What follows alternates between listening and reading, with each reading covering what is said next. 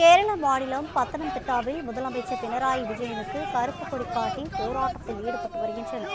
இதுகுறித்தான கூடுதல் விவரங்களை வழங்குவதற்காக நமது செய்தியாளர் ஹேமலதா இணைப்பில் இருக்கிறார். வணக்கம் ஹேமலதா, கூடுதல் விவரங்கள்.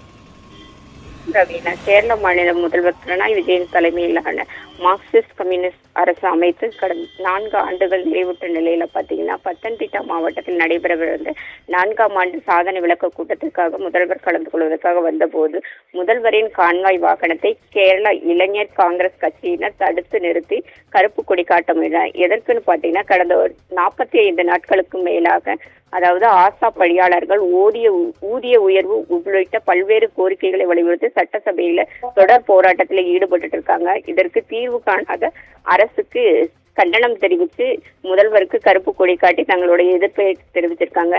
அப்பொழுது பாதுகாப்பு பணியில இருந்த போலீசார் பார்த்தீங்கன்னா கருப்பு கொடி காட்ட முயன்ற காங்கிரஸ் கட்சியினரை தடுத்து நிறுத்தியிருக்காங்க. மேலும் இருவருக்கும் இடையே தள்ளுமுள்ளு ஏற்பட்டு சூழ்நிலையில பார்த்தீங்கன்னா போராட்டத்தில் ஈடுபட்ட இளைஞர் காங்கிரஸ் கட்சியை சேர்ந்தவர்கள் கைது செய்யப்பட்டு தற்பொழுது விசாரணை நடைபெற்று வருகிறது. நவீனா,